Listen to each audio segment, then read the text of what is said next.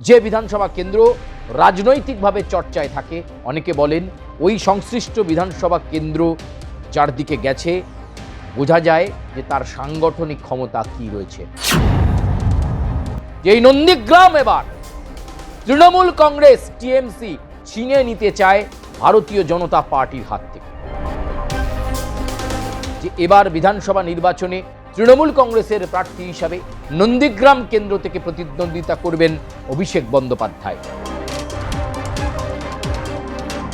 একটি নাম এই মুহূর্তে হাওয়ায় ভাসতে শুরু করেছে, নন্দীগ্রামের হাওয়ায় ভাসতে শুরু করেছে, ভাইপোর বিপক্ষে ভাইপো। নমস্কার, আমি সুচারু, আপনাদেরকে স্বাগত জানাই এই বিশেষ প্রতিবেদনে। এবং আজকের প্রতিবেদন কিন্তু রাজনৈতিক প্রতিবেদন, কারণ 2026-এর বিধানসভা নির্বাচন একেবারে সন্নিকটে বলা যেতে পারে। এসআইআর প্রক্রিয়া শেষ হলেই নির্বাচনের ঘোষণা করবে নির্বাচন কমিশন। রাজনৈতিক দলগুলোর মধ্যে তাই এখন থেকে তৎপরতা।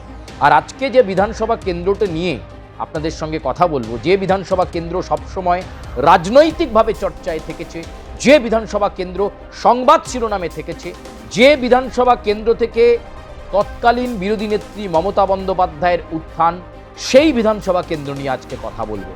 যে বিধানসভা কেন্দ্র রাজনৈতিকভাবে চর্চায় থাকে, অনেকে বলেন ওই সংশ্লিষ্ট বিধানসভা কেন্দ্র যার দিকে গেছে বোঝা যায় যে তার সাংগঠনিক ক্ষমতা কি রয়েছে। আগে হ্যাঁ, যে বিধানসভা কেন্দ্রের কথা বলছি সেটার অন্য কোনো বিধানসভা নয়, নন্দীগ্রাম বিধানসভা কেন্দ্র। এই নন্দীগ্রাম বরাবর আলোচনার কেন্দ্রবিন্দুতে থেকেছে। একটা সময় সিঙ্গুর এবং নন্দীগ্রামের আন্দোলনকে সামনে রেখে তৎকালীন বিরোধী নেত্রী মমতা বন্দ্যোপাধ্যায়ের রাজনৈতিক উত্থান, এবং সেখান থেকে এখন বর্তমান সময়ে তিনি রাজ্যের মুখ্যমন্ত্রী। সেই নন্দীগ্রামের হাওয়া কি, নন্দীগ্রাম কিভাবে চলছে, নন্দীগ্রামের ভোটের হাওয়া কি বলছে, এবারের নির্বাচনের লড়াই কতটা চিত্তাকর্ষক হবে, এই সমস্ত কিছু নিয়েই আমাদের আজকের প্রতিবেদন। প্রিয় দর্শক বন্ধু, আপনারা জানেন যে গত বিধানসভা নির্বাচন 2021-এর বিধানসভা নির্বাচনে নন্দীগ্রামে একটা হাড্ডাহাড্ডি লড়াই দেখা গিয়েছিল। কারণ মমতা বন্দ্যোপাধ্যায় একটা সময় নন্দীগ্রামে রাজনৈতিক সভা করতে গিয়ে সভামঞ্চ থেকে বলেন, এবার আমি লড়ব নন্দীগ্রাম থেকে। তিনি নন্দীগ্রাম থেকেই লড়েছিলেন। তার আগে একটু দুর্ঘটনা ঘটে, তার অ্যাক্সিডেন্ট হয়, পায়ে লাগে, কিন্তু ভাঙা পা নিয়েই নন্দীগ্রাম কেন্দ্র থেকে তৃণমূল কংগ্রেসের প্রার্থী হিসাবে তৃণমূল সুপ্রিমো মমতা বন্দ্যোপাধ্যায় নির্বাচনে লড়েছিলেন। আর অন্যদিকে ছিলেন নন্দীগ্রামের ভূমিপুত্র, নন্দীগ্রামের রাজনীতিতে অন্য মুখ শুভেন্দু অধিকারী, ভারতীয় জনতা পার্টির পক্ষ থেকে। দুজনের হাড্ডাহাড্ডি লড়াই হয় এবং বিভিন্ন রাউন্ডে যেভাবে এগিয়ে থাকার নিরিখ দেখা যাচ্ছিল, তাতে করে একটা চিত্তাকর্ষক লড়াই প্রত্যেক মুহূর্তে হচ্ছিল। এবং শেষমেশ ভোট গণনার পর ফলাফলে জানা যায় 1900-র কিছু বেশি ভোটে জয়লাভ করেন শুভেন্দু অধিকারী, পরাজিত হন মমতা বন্দ্যোপাধ্যায়। যদিও তা নিয়ে বর্তমান সময়েও নিজেকে খুব বড়াই করেন শুভেন্দু অধিকারী। তিনি বলেন যে তিনি রাজ্যের মুখ্যমন্ত্রীকে পরাজিত করেছেন, কম্পার্টমেন্টাল মিনিস্টার বলে তিনি উল্লেখ করেন, যে কম্পার্টমেন্টাল চিফ মিনিস্টার। কারণ মমতা বন্দ্যোপাধ্যায়কে পরবর্তীকালে অন্য বিধানসভা কেন্দ্র থেকে লড়তে হয়, সেখান থেকে জয়লাভ করে তারপর তিনি যে মুখ্যমন্ত্রী হওয়ার যে জায়গা সেটা আবার নিশ্চিত হয়।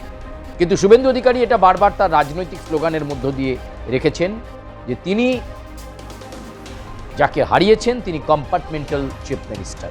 ফলে রাজনীতিতে আত্মবিশ্বাসের কোনো জায়গা নেই, আত্মতুষ্টির কোনো জায়গা নেই, কারণ সাধারণ মানুষ সব কিছু বিচার করে।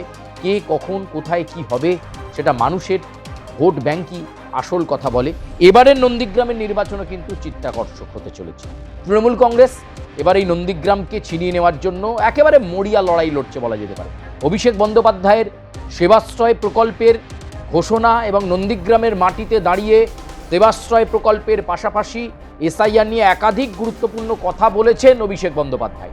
তৃণমূলের সর্বভারতীয় সাধারণ সম্পাদক অভিষেক বন্দ্যোপাধ্যায়ের বক্তব্য, তার সেবাশ্রয় নিয়ে এতটা আগ্রহীভাবে নন্দীগ্রামে ছুটে যাওয়া, এটা প্রমাণ করেছে যে এই নন্দীগ্রাম এবার তৃণমূল কংগ্রেস টিএমসি ছিনিয়ে নিতে চায় ভারতীয় জনতা পার্টির হাত থেকে। তার জন্য কে প্রার্থী হবে জল্পনা। কেউ বলছেন রঞ্জিত মল্লিকের কন্যা কোয়েল মল্লিককে দাঁড় করিয়ে নন্দীগ্রামে বাজিমাত করবে তৃণমূল কংগ্রেস। কেউ বা আবার বলছেন যে এবার বিধানসভা নির্বাচনে তৃণমূল কংগ্রেসের প্রার্থী হিসাবে নন্দীগ্রাম কেন্দ্র থেকে প্রতিদ্বন্দ্বিতা করবেন অভিষেক বন্দ্যোপাধ্যায়। ফলে এই জল্পনা কিন্তু এই মুহূর্তে রয়েছে। তবে এই জল্পনার মাঝেও সবচেয়ে গুরুত্বপূর্ণ যেটা বিষয় সেটা হচ্ছে ভারতীয় জনতা পার্টির হয়ে কে লড়বেন। আবারও কি নন্দীগ্রামের মাটিতে শুভেন্দু অধিকারী দাঁড়াবেন, নাকি তিনি অন্য কোনো কেন্দ্র থেকে দাঁড়াবেন? জল্পনা নিজেই বাড়িয়েছেন শুভেন্দু অধিকারী, কারণ তিনি বলেছেন বারবার তিনি ভবানীপুরে ছুটে যাচ্ছেন, ভবানীপুরে মিটিং করছেন, ভবানীপুরে মিছিল করছেন। তাহলে কি ভবানীপুর কেন্দ্র থেকে প্রতিদ্বন্দ্বিতা করবেন শুভেন্দু অধিকারী? তিনি মনে করছেন ঘনিষ্ঠ মহলে শুভেন্দু অধিকারী যে কথা বলেছিলেন যে যেভাবে তিনি মমতা বন্দ্যোপাধ্যায়কে নন্দীগ্রামে পরাজিত করেছেন, তাহলে কি ভবানীপুরে দাঁড়িয়ে মমতা বন্দ্যোপাধ্যায়কে পরাজয়ের স্বপ্ন দেখছেন শুভেন্দু অধিকারী? তৃণমূলের শক্ত ঘাঁটি ভবানীপুর, সেই ভবানীপুরে কি বিজেপি পদ্মফুল ফোটাতে পারবে? এই সমস্ত নানা জল্পনা কল্পনা চলছে। সেই জল্পনা কল্পনার মাঝে একটি নাম এই মুহূর্তে হাওয়ায় ভাসতে শুরু করেছে, নন্দীগ্রামের হাওয়ায় ভাসতে শুরু করেছে। ভাইপোর বিপক্ষে ভাইপো, ভাইপোর বিপক্ষে ভাইপো। আপনারা অনেকে হয়তো বুঝতে পারছেন না, আরেকটুখানি প্রতিবেদনটা দেখুন, তাহলে পরিষ্কার হয়ে যাবে যে ভাইপোর বিপক্ষে ভাইপো, তাহলে বিজেপির কোন ভাইপো দাঁড়াচ্ছেন এটা আপনাদের কাছে পরিষ্কার হয়ে যাবে। জল্পনায় কিন্তু এখন রয়েছে, নিশ্চিতভাবে বলছি না, যে কোনো মুহূর্তে একেবারে তুল্যমূল্যভাবে বিচার বিশ্লেষণের মাধ্যমে নন্দীগ্রামে বিজেপি প্রার্থীর পরিবর্তন হতে পারে। শুভেন্দু অধিকারী গতবারে লড়েছিলেন, এমএলএ হয়েছিলেন, এবার তিনি নন্দীগ্রাম থেকেই দাঁড়াবেন, নাকি ভবানীপুর থেকে দাঁড়াবেন, নাকি দুটি কেন্দ্র থেকে প্রতিদ্বন্দ্বিতা করবেন এখনও পরিষ্কার নয়। তবে জল্পনায় এই মুহূর্তে যার নাম এসেছে, যে কথা একটু আগে বলছিলাম, যে ভাইপোর বিপক্ষে আরেক ভাইপো, অর্থাৎ এবারের বিধানসভা নির্বাচনে ভারতীয় জনতা পার্টির প্রার্থী হতে পারেন দেবদীপ অধিকারী। এই দেবদীপ অধিকারী কে? এই দেবদীপ অধিকারী শুভেন্দু অধিকারীরই দাদা কৃষ্ণেন্দু অধিকারীর পুত্র দেবদীপ অধিকারী। দেবদীপ শুভেন্দু অধিকারীর সঙ্গে সাম্প্রতিকতম সময়ে কাঁথি এবং বিভিন্ন জায়গায় ধর্মীয় অনুষ্ঠানে দেবদীপ কাকার সঙ্গে গেছেন। মেজ কাকাকে অত্যন্ত ভালোবাসে দেবদীপ। আগে কখনো সে রাজনীতি করেনি, আইনের ছাত্র দেবদীপ। এবার সরাসরি কি নন্দীগ্রামে ভারতীয় জনতা পার্টির প্রার্থী শুভেন্দু অধিকারী কি দলকে বলে দেবদীপ অধিকারীকে নন্দীগ্রামে ভারতীয় জনতা পার্টির প্রার্থী করবেন? নতুন প্রজন্মের এই প্রতীক দেবদীপকে সামনে রেখে ঘুঁটি সাজাবেন নন্দীগ্রামে শুভেন্দু অধিকারী, আর নিজে লড়বেন ভবানীপুরে। এই জল্পনা কিন্তু এই মুহূর্তে একেবারে বাংলার রাজনীতিতে উঠতে শুরু করেছে। এবং দেবদীপকে দেখা গেছে বিভিন্ন ধর্মীয় অনুষ্ঠানে গিয়ে সেখানে যে ভোগ বিতরণ করছে, মানুষের সাথে কথা বলছে। অনেকে বলছেন ঠিক সময়ে আস্তিন থেকে বেড়ালটিকে বার করেছেন শুভেন্দু অধিকারী।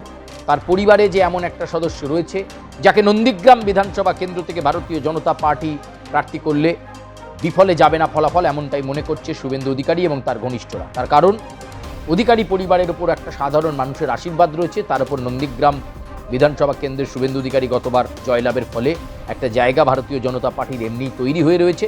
সেখানে রাজনীতিতে নতুন শুভেন্দু অধিকারীর ভাইপো দেবদীপ অধিকারীকে দাঁড় করালে নির্বাচনের লড়াই চিত্তাকর্ষক হবে, হাড্ডাহাড্ডি হবে, শুভেন্দু অধিকারী কথা মনে করছেন। যদিও ভারতীয় জনতা পার্টি দেবদীপ অধিকারীর নামে শিলমোহর দেয় কিনা সেটা দেখার, এবং দেবদীপ অধিকারী নন্দীগ্রামে ভারতীয় জনতা পার্টির প্রার্থী হয় কিনা তার কাকার প্রতিনিধি হিসাবে, তাহলে কিন্তু যে জল্পনার দিকে আমরা বলছি যে ভবানীপুরে একটা নির্বাচনের লড়ার সম্ভাবনা রয়েছে শুভেন্দু অধিকারী। ফলে এক্ষেত্রে নন্দীগ্রাম আসনটি শুভেন্দু অত্যন্ত কৌশলীভাবে দেবদীপের হাতে তুলে দেবেন কিনা, এই কেন্দ্র থেকে প্রতিদ্বন্দ্বিতা প্রার্থী হিসাবে ভারতীয় জনতা পার্টির হয়ে লড়াই করবার জন্য, তা হয়তো পরিষ্কার হওয়া যাবে আরও একটু সময় গেলে। আমরা শুধু জল্পনার উদ্রেক হলো সেটা আপনাদের সামনে তুলে ধরলাম, এবং এই তুলে ধরার পাশাপাশি যেটা জানিয়ে দিলাম যে দেবদীপ অধিকারী কিন্তু ইতিমধ্যেই বিভিন্ন ধর্মীয় অনুষ্ঠান, অরাজনৈতিক অনুষ্ঠানে যেতে শুরু করেছেন এবং একটু একটু করে তার ছবি সামনে আসতে শুরু করেছে। আইনের ছাত্র দেবদীপ কি পারবে কাকার ছেড়ে যাওয়া জায়গায় নন্দীগ্রামে পদ্মফুল ফোটাতে? বলে দেবে সময়। আপনারা মন্তব্য করবেন এবং অবশ্যই লাইক করবেন, সাবস্ক্রাইব করবেন এবং সুচিন্তিত মতামত দেবেন যে আপনাদের এই প্রতিবেদনটি কেমন লাগলো। ধন্যবাদ।